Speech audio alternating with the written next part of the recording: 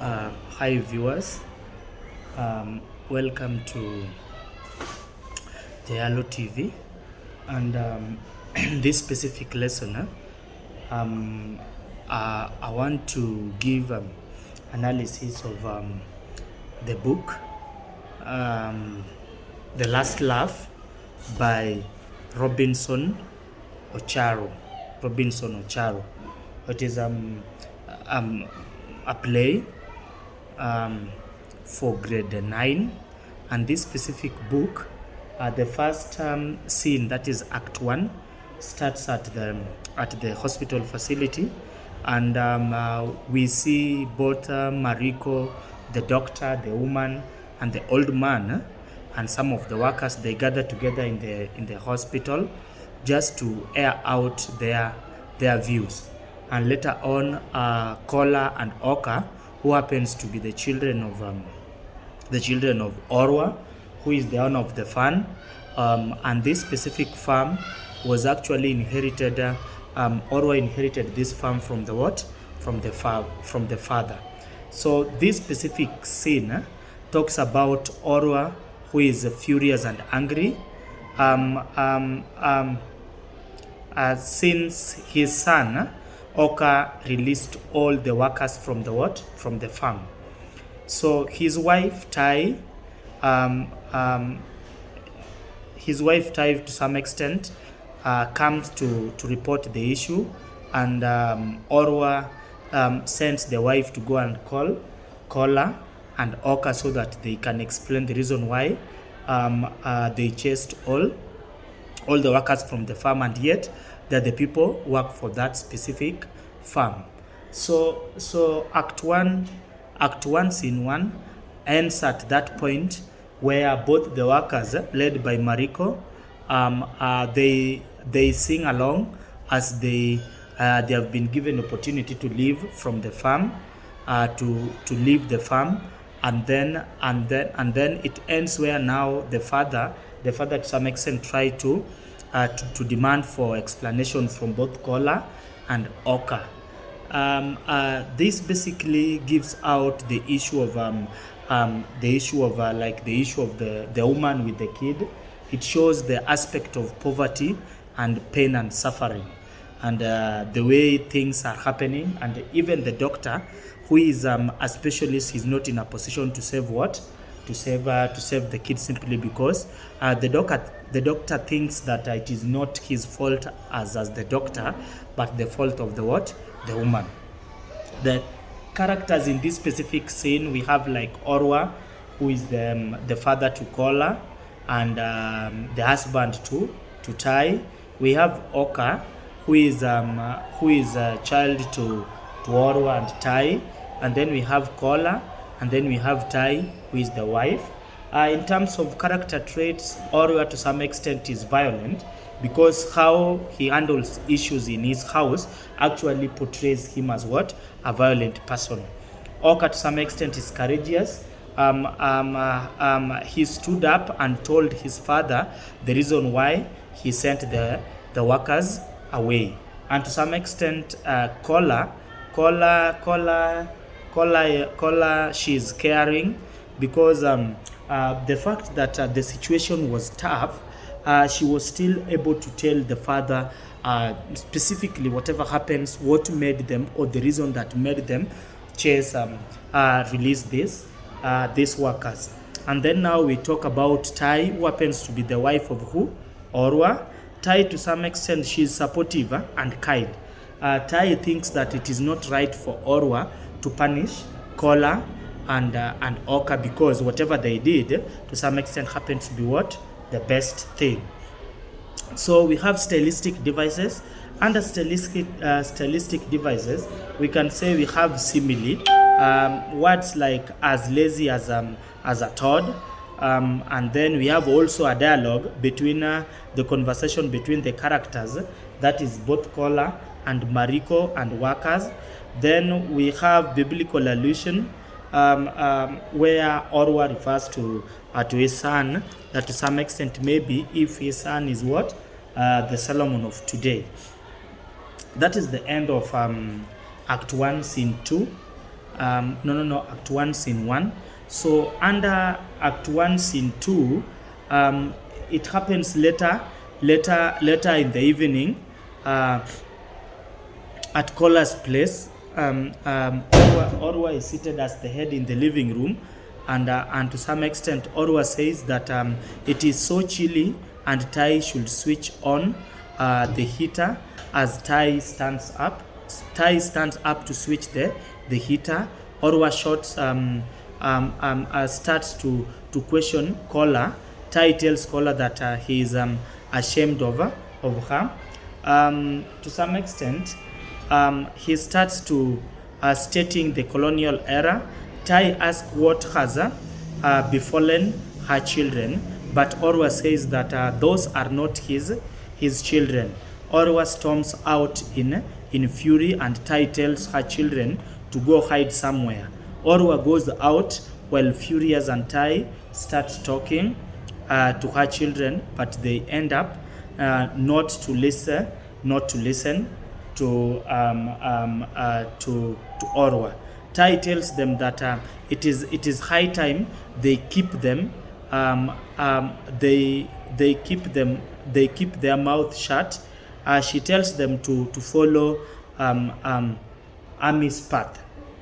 Characters in this specific scene, we still have Orwa, Tai, Oka, Kola, and Nyata. In terms of character traits, we can say in this that we see Orwa as a short-tempered person. After Kola answered Orwa in page, that is in page around from page 19 to page 15, Orwa get fury and picks a rod trying to cane his children. We can also say Tai is caring. Tai to some extent tried to protect her children the moment Orwa stormed out in fury. We can say that Kola is supportive. Kola supported his brother Oka, and to some extent we can also say that Oka is courageous. Oka has courage. The time he is talking to his father and mother about the workers' freedom. We can also say that Oka is brave. He is brave because he stood for himself and was ready to say why he released the workers. In terms of theme, we have pain and suffering, where we see the workers suffering in the workers suffering in the old farm. We have the issue of family. We see how Tai and Orwa, they are trying to manage their family simply because there is some sort of division based on how the workers were released.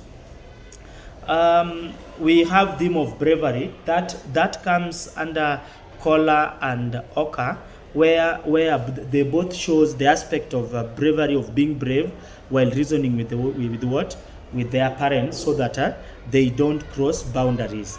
And then we have in terms of styles, we have stylistic devices. The first style, we have allusion, even where one of the characters says that even the Lord Jesus was master of his disciples. That is on page 21.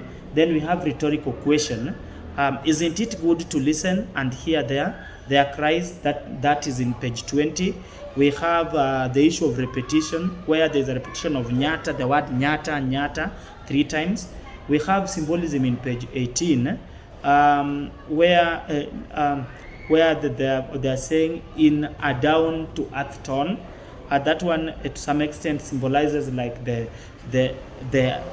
aspect of them being in a position to realize whatever has just happened and being ready to correct the mistake.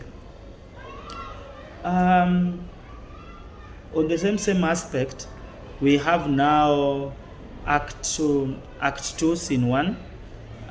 This act happens the next day, early morning. Oka is seated watching a movie, and Kola comes in. Kola reminds Oka about what their mother had said earlier.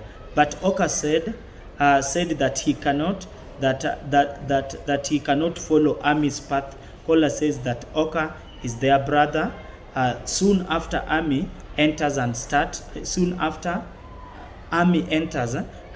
commanding Nyata. Start commanding Nyata. is told to go back and finish his work. There are characters we have Oka, Kola, Ami, and Nyata. Then character traits, we can say that Oka is brave. We can say that Kola is supportive. We can also say that Ami to some extent is respectful based on how they are behaving. Then Act 2, Scene 2. Scene 2, we are seeing Kola and Oka are drinking coffee, and like in terms of setting, they are all drinking coffee from the living room, seated at the couch, discussing some of the issues that are the things that they are going to say or the things that they said. Ami gets angry, but Oka used Beverly to sort out things. In terms of character traits, we can say that Oka is brave.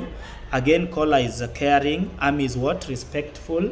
The aspect of Ami being respectful comes out clearly where Ami gets in and greets Kola and Oka respectively based on their age or according to how they follow each other. And then we have the issue of themes. We can say that there is theme of love. Kola shows love by telling Oka that Ami is their elder brother. Then we have styles in the play. We can talk of rhetorical question. How can we follow one who is blind? Then we have metaphor. That is page 27. The truth always stands tall. Then it isn't a walk in the park. That is also page 27. Those are metaphor. And then we have scene 3, act 2. The specific scene happens the same day as the previous scene, evening and in the porch. To some extent, in terms of summary, Orwa is at home with members of his family, and they are seated. Orwa is angry and says that is his home, but Kola tries calming him down, and Orwa stops her. Orwa remembers that Ami, that is Orwa elder son, was supposed to come with a visitor, but Ami says that Eka, that is Ami's girlfriend, will join them later. Orwa starts to pride himself because of his 84-inch television and stuff. Kola stands up to leave, but her father stops her and tells her to go and call Oka. When Oka comes, Orwa starts yelling at him, but Tai tries to get in.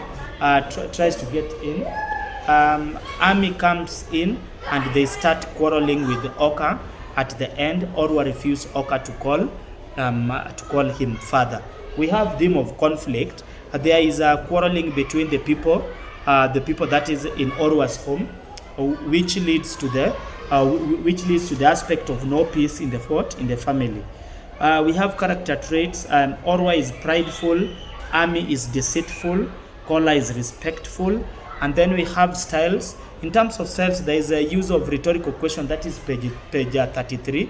Look at them toiling out there, but who cares?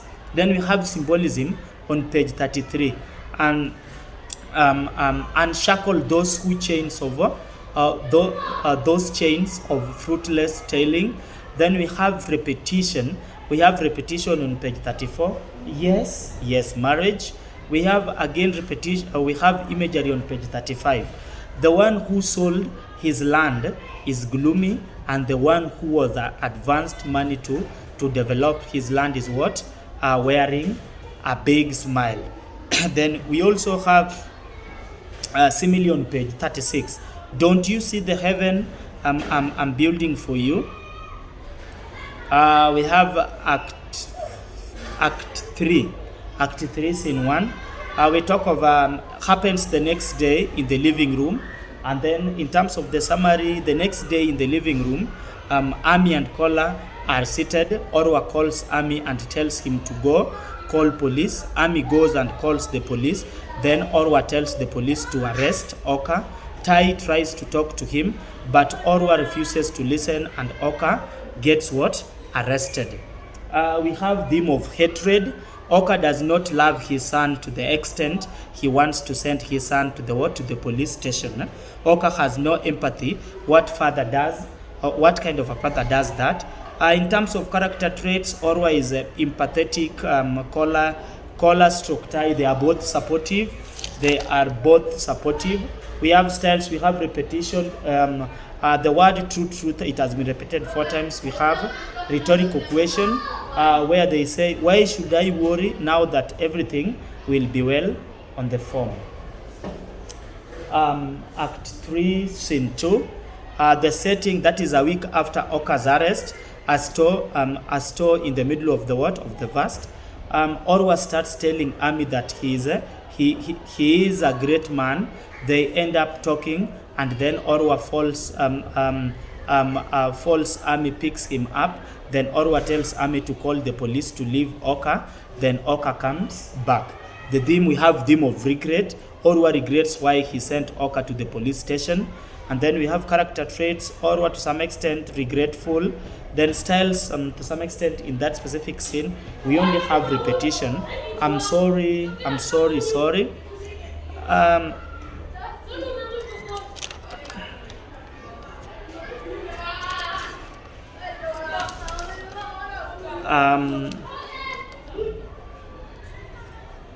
Thank you for tuning in. Let's meet next time.